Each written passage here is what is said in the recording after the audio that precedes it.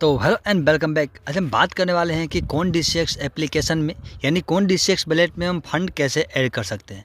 और साथ ही यहाँ पे मतलब जो है फंड ऐड करने के लिए पहले बेनिफिशियरी वगैरह जो है ऐड करना पड़ता था। तो आज हम बात करने वाले हैं कि विदाउट बेनिफिशियरी के ही आप जो है कुछ ही मिनटों में कौन DCX वॉलेट में पैसे ऐड कर सकते हो। यहाँ पे ऐसा नहीं है कि बेनिफिशियरी ऐड करने का जो प्रक्रिया था वो चला गया है, वो अभी भी है। लेकिन यहाँ पे जो मैं तरीका बताने वाला हूँ आपको, उस तरीके से उस मेथड से अगर आप यहाँ पे पैसे ऐड करते हो ना, तो आपको मतलब जो है बेनिफिशियरी वगैरह ऐड करने की कोई ज़रूरत नहीं है।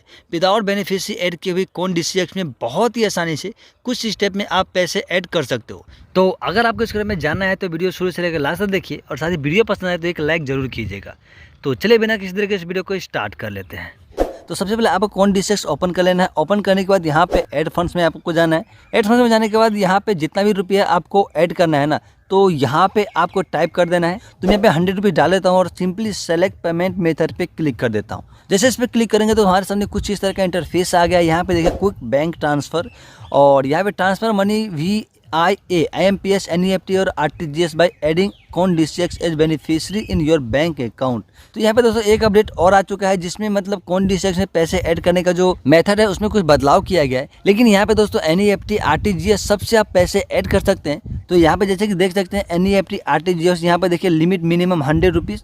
तो मैंने 100 रुपीज़ डाल दिया है। तो यहाँ पे सिंपली हमको जो है कंटिन्यू पे क्लिक करना है। जैसे हम कंटिन्यू पे क्लिक करेंगे तो कुछ इस तरह का इंटरफेस आ जाएगा। तो चलिए ठीक है, हम गॉट इट पे क्लिक करते हैं। गॉट इट पे क्लिक करने के बाद यहाँ पे देखिए इसका जो बैंक अकाउंट है जहाँ पे हम पैसे ऐड करेंगे उसमें बहुत बड़ा चेंजेस किया गया है। मतलब जो पहले का जो बैंक अकाउंट था वो कुछ और था, लेकिन अभी का जो बैंक अकाउंट है वो कुछ और है। तो यहाँ पे कौन DCX में अगर आप पैसे ऐड करना चाहते हैं और पहले से बेनिफिशियरी ऐड किए हैं, तो यहाँ पे सबसे पहले आपको चेक कर लेना है कि आपका जो अकाउंट है, जो बेनिफिशियरी आप पहले ऐड किए थे उसका जो अकाउंट नंबर है और यहाँ पे जो अकाउंट नंबर है सब कुछ सेम मैच होना चाहिए। उसके बाद ही आप पैसे ऐड कीजिएगा। तो यहाँ पे account number, beneficiary, IFSC code, bank name हो गया, अकाउंट टाइप हो गया, रिमार्क हो गया, तो सब कुछ यहाँ पे आपको देखने को मिल जाएगा। तो जो डिटेल्स आपको यहाँ पे देखने को मिलता है, आपको यही सेम डिटेल्स फिल करना है वहाँ पे बेनिफिशियरी ऐड करने के लिए। तो यहाँ पे मैं जिस मेथड से पैसे ऐड करने वाला हूँ वो है इंटरनेट बैंकिंग। जी हाँ, मैं SBI इंटरनेट बैंकिंग से पैसे ऐड करूँगा, क्योंकि मेरे कौन DCX अकाउंट में SBI का अकाउंट ही लिंक है। तो यहाँ पे एक बात मैं आप लोगों को और बता देना चाहता हूँ कि अगर आप कौन DCX में पैसे ऐड करते हैं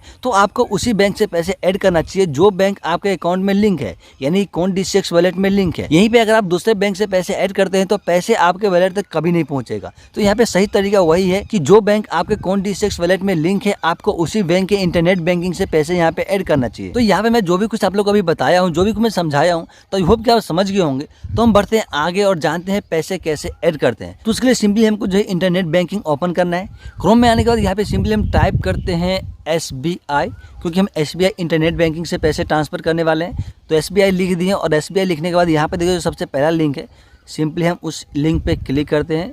उस लिंक पे क्लिक करने के बाद यहाँ पे देखिए पर्सनल बैंकिंग है, तो हमको पर्सनल बैंकिंग पे क्लिक करना है। यहाँ पे सिंपली लॉगिन का जो ऑप्शन है हमको लॉगिन पे क्लिक करना है। तो जैसे हम लॉगिन पे क्लिक करते हैं तो कुछ इस तरह का इंटरफेस आता है। तो फिर से हमको जो है कंटिन्यू टू लॉगिन पे क्लिक करना है। जैसे हम कंटिन्यू टू लॉगिन पे क्लिक करते हैं तो यहाँ पे देखिए हमको सबसे पहले इसमें लॉगिन हो जाना है। तो यहाँ पे यूजर नेम, पासवर्ड और ये जो कैप्चा है, ये कैप्चा फिल करके सिंपली हम लॉगिन पे क्लिक कर लेते हैं, यानी कुल मिला के हम इसमें लॉगिन हो जाते हैं। तो यहाँ पे हमें करना क्या है, बेनिफिशियरी ऐड करना है और उसके बाद पैसे ट्रांसफर करना है। तो यहाँ पे जैसे आप सबको पता है कि हम बेनिफिशियरी ऐड करते हैं तो उसके 1 से 2 घंटे बाद हम पैसे ट्रांसफर करते हैं। लेकिन यहाँ पे आज हम कोई भी वेट नहीं करेंगे, मतलब थोड़ा सा भी समय नहीं लेंगे, डायरेक्ट बेनिफिशियरी ऐड करके डायरेक्ट पैसे ट्रांसफर करेंगे। क्योंकि काफ़ी ऐसे बैंक है जिसमें इंटरनेट बैंकिंग से क्विक ट्रांसफर का जो ऑप्शन है हमको मिलता है। तो यहाँ पे हम उसी ट्रिक का इस्तेमाल करने वाले हैं। तो उसके लिए सिंपली हम 3 लाइन पे क्लिक करते हैं, और जैसे हम 3 लाइन पे क्लिक करेंगे तो यहाँ पे एक ऑप्शन आता है पेमेंट ट्रांसफर का। तो सिंपली हम पेमेंट ट्रांसफर पे क्लिक करेंगे। तो जैसे हम पेमेंट ट्रांसफर पे क्लिक किए तो यहाँ पे काफ़ी सारा ऑप्शन आ गया है। तो यहाँ पे एक ऑप्शन मिलता है quick transfer without adding beneficiary, ठीक है। तो हम सिंपली इसी पे क्लिक करेंगे। तो यहाँ पे अगर आप भी SBI से पैसे ऐड करना चाहते हैं और वो भी क्विकली, तो आप इसी ट्रिक का इस्तेमाल कीजिएगा। और यहाँ पे आने के बाद कुछ इस तरह का इंटरफेस आता है। तो यहाँ पे बेनिफिशियरी नेम डाल देना है, बेनिफिशियरी अकाउंट नंबर डाल देना है, री एंटर बेनिफिशियरी अकाउंट नंबर, मतलब अकाउंट नंबर फिर से डाल देना है। और उसके बाद यहाँ पे देखिए 2 ऑप्शन मिलता है पेमेंट ऑप्शन का, कि विद इन SBI या अदर बैंक, मतलब जो है आप जिस अकाउंट में पैसे भेज रहे हैं वो SBI का ही है या दूसरे का है। तो मेरा में दूसरे का है, तो सिंपली हम अदर बैंक ट्रांसफ़र पे क्लिक करेंगे। उसके बाद यहाँ पे देखिए IFSC डिटेल्स डाल देना है, सेलेक्ट पेमेंट मेथड जो है उसको मतलब आपको सेलेक्ट कर लेना है। तो यहाँ पे हम NEFT करेंगे, क्योंकि IMPS से मतलब थोड़ा प्रॉब्लम हो सकता है। और यहाँ पे हमको डालना है अमाउंट जो कि 100 रुपीज़ है। और यहाँ पे हमको जो है पर्पज़, मतलब हम पैसा क्यों यहाँ पे ट्रांसफ़र करना चाहते हैं। तो यहाँ पे आपको जो है पर्पज़ सेलेक्ट कर लेना है। तो यहाँ पे हम डिपॉजिट इन्वेस्टमेंट पे क्लिक करेंगे क्योंकि हम इसी के लिए करने वाले हैं। और उसका सिंपली आई एक्सेप्ट टर्म्स पे क्लिक करके और सिंपली हम सबमिट पे क्लिक कर देंगे। तो जैसे हम सबमिट पे क्लिक करते हैं तो हमारे सामने कुछ इस तरह का इंटरफेस आता है। तो यहाँ पे देखिए क्या लिखा है, verified details and confirm the transaction. मतलब आपको जो है अपना डिटेल्स को वेरीफाई कर लेना है। मतलब जो डिटेल्स आप यहाँ पे डाले थे सबको वेरीफाई कर लेना है और सब कुछ आपको लगता है कि सब कुछ सही है तो सिंपली आपको कन्फर्म पे क्लिक कर देना है। तो मेरे केस में सब कुछ सही है तो हम सिंपली कन्फर्म पे क्लिक करते हैं। तो उसका देखो OTP आएगा, तो उस OTP को यहाँ पे आपको फिल कर देना है और फिल करने के बाद फिर से आपको जो है कन्फर्म पे क्लिक कर देना है। जैसे हम कन्फर्म पे क्लिक करते हैं तो यहाँ पे देखिए दोस्तों, please note this transaction number for future reference. मतलब यहाँ पे हमारा रेफरेंस नंबर है वो यहाँ पे मिल चुका है और यहाँ पे पैसे हमारे अकाउंट में ट्रांसफ़र हो चुका है।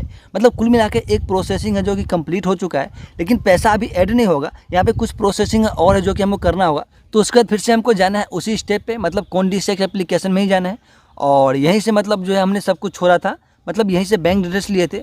तो यहाँ पे आपको इसी डिटेल्स पे आ जाना है। तो यहाँ पे एक चीज़ मैं आप लोगों को फिर बता देना चाहता हूँ कि जैसे आप बैक आते हैं ना, फिर से बैक आते हैं तो यहाँ पे कुल मिला के आपको वही अमाउंट डालना है जो अमाउंट आपने ट्रांसफ़र किए थे। तो मेरे केस में मैं 100 रुपीज़ ट्रांसफ़र किया था तो यहाँ पे 100 रुपीज़ में डाल दिया हूँ। और डालने के बाद सिंपली हमको जो सेलेक्ट पेमेंट मेथड पे क्लिक करना है। उसके बाद कुछ इस तरह का इंटरफेस आता है, कुछ भी नहीं है वो करना है, फिर से कंटिन्यू पे क्लिक करना है।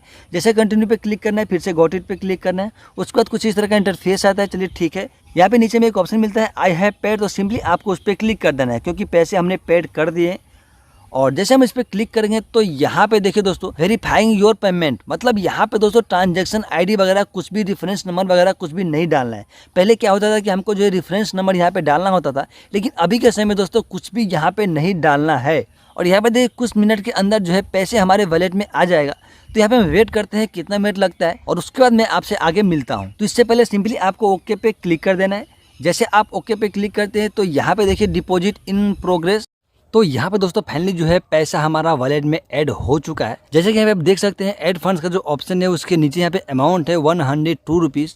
और यहाँ पे मतलब जो है पैसे ऐड करने से पहले मेरे वॉलेट में जो है 2 रुपीज़ था, यहाँ पे मैंने 100 रुपीज़ ऐड किया है तो मेरा टोटल अमाउंट जो है 102 रुपीज़ हो गया है। तो यहाँ पे एक लाइव मैं आपको और दिखा देता हूँ, यानी कि लाइव प्रूफ दिखा देता हूँ कि पैसे ऐड होने में कितना समय लगा है। तो उसके लिए सिंपली हमको जो अपना लोगो पे क्लिक करना है। उस लोगो पे क्लिक करने के बाद कुछ इस तरह का इंटरफेस आता है। तो यहाँ पे सिंपली आपको जो है अवेलेबल टू इन्वेस्ट पे क्लिक करना है। और जैसे आप इस पर क्लिक करते हैं तो यहाँ पे देख सकते हैं डिपॉजिट, जो कि 15 अप्रैल यानी 15 तारीख को मैंने डिपॉजिट किया था और यहाँ पे 100 रुपीज़ कम्प्लीट हो चुका है। ठीक है, तो यहाँ पे इसमें कितना समय लगा है तो जाने के लिए सिंपली हमको जो इस पर क्लिक करना है। तो जैसे हम उस ट्रांजैक्शन पे क्लिक किए तो यहाँ पे जैसे देख सकते हैं डिपॉजिट कंप्लीट हो चुका है, स्टेटस कंप्लीट है, यहाँ पे अमाउंट 100 रुपीज़ है, सब कुछ यहाँ पे है। लेकिन नीचे में 2 ऑप्शन आपको देखने को मिलेगा, क्रिएटेड एट और अपडेटेड एट। तो यहाँ पे क्रिएटेड एट में क्या है, 15 अप्रैल 2023 8:15 पे मैंने यहाँ पे पैसे अपलोड किया, मतलब पैसे मैंने यहाँ पे डाला।